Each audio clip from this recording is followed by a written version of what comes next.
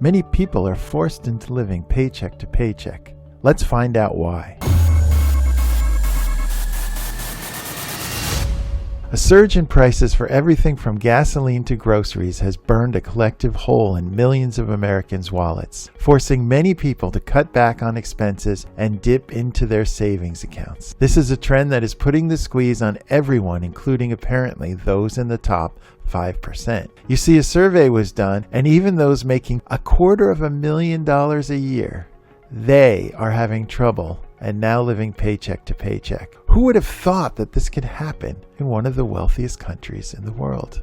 But it's happening right now. And while inflation is hitting the nation's poorest the hardest, even people with the largest salaries in the U.S. are being squeezed. According to a new report by Loan Issue, a lending club, more than 1/3 of paycheck-to-paycheck consumers in the U.S. earns at least $250,000, suggesting that inflation is now affecting Americans of all income levels. Inflation will most likely be a part of the economic picture for many more months.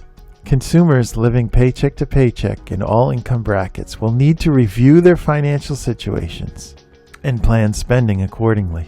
Around 61.3% of Americans are living paycheck to paycheck, devoting all of their salaries to expenses with little to nothing left over at the end of the month. Prices for fuel, food, and housing are rising, and average wage growth has failed to keep up. Inflation has also rocked what was on track to be an epic financial recovery. Between stimulus payments, higher savings, and lower expenses, most Americans' finances actually improved during the pandemic. I know mine did. But that was before the Russian invasion of Ukraine sent prices soaring. So where do we go from here? Well, if history is any guide, inflation spikes following massive disruptive events. That's normal. It happened during the Spanish flu. It happened during World War II. And that usually lasts a couple of years before getting back to normal. When the U.S. inflation surged to a rate of 17.3% in 1918, and then 15.6% in 1919, it came back down in 1920. The extended nature of the pandemic, coupled with Russia's invasion of Ukraine, has wreaked havoc on global supply chains, disrupting shipments of raw materials and finished goods. And that has lasted far beyond any reasonable assessment. But we're finally starting to see some signs of normalization.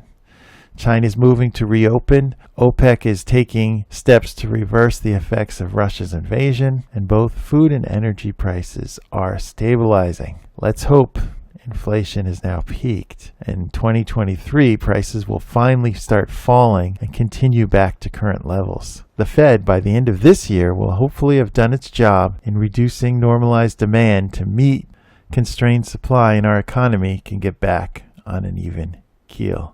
In the meantime, continue to make smart financial choices.